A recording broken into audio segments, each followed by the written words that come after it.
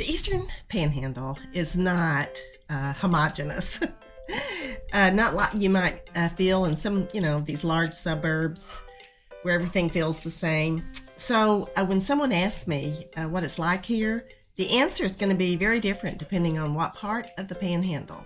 For example, the personality and characteristics of Berkeley Springs are very different from Charlestown. So this video is all about exploring the different personalities and characteristics of various parts of the Eastern Panhandle. And by the way, our contact information is below, and if you want to learn about this area, consider subscribing. The gateway to the Eastern Panhandle on the southern end is Harpers Ferry, and that's situated right across the Maryland line. Harpers Ferry is steeped in Civil War history. It has a significant tourist presence, especially on weekends. It's a hub for outdoor enthusiasts with its abundant water sports opportunities, and that's thanks to the two rivers that converge there, the Potomac and the Shenandoah.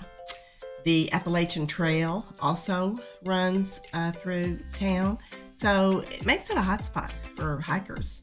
Harpers Ferry feels like a step back in time, so it's a great place to hang out for a day or so.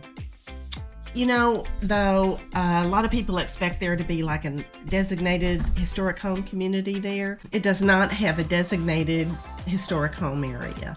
There's a few beautiful older homes dotted through town, but most of the homes for sale on Harpers Ferry are located along a long strip of land that extends south down to the Virginia line. And that area is mountainous, it's wooded, not any tract home subdivisions to speak of along there.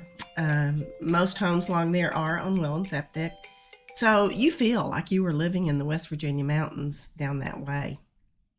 And then as you leave the village of Harpers Ferry, heading west on Route 340, the scene changes to a more suburban feel. So there's larger home subdivisions along 340.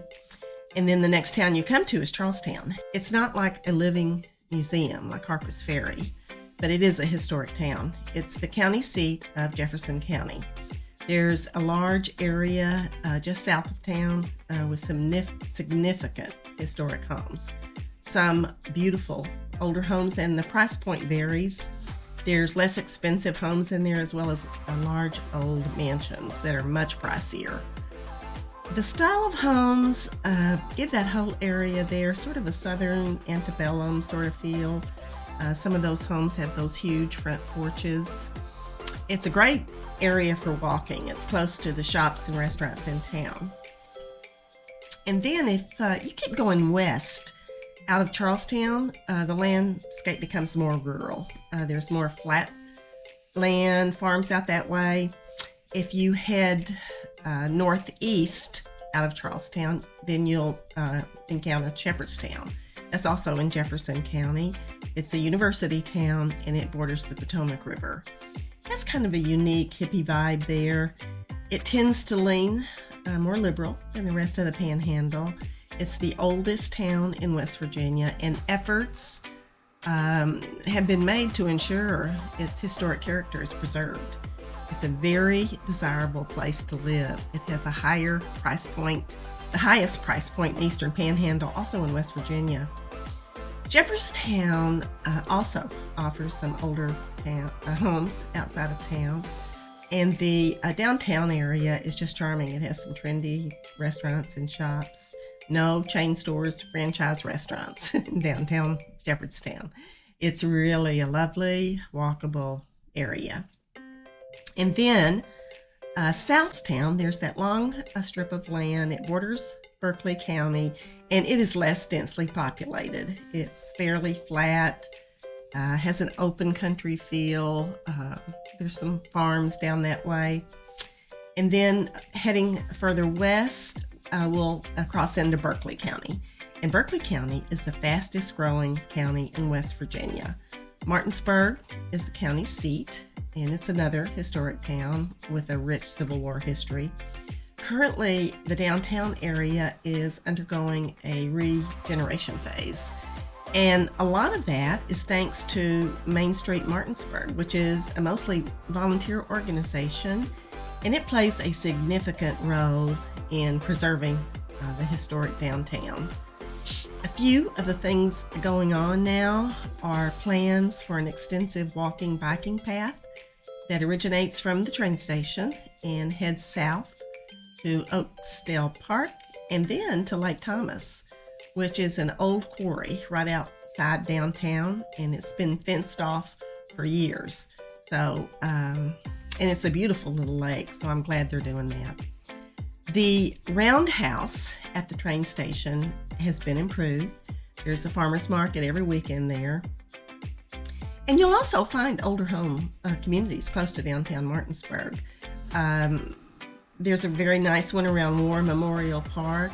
That's about a 15 to 20 minute walk to the downtown area. The northern and southern part of Berkeley County is where most of the growth is happening.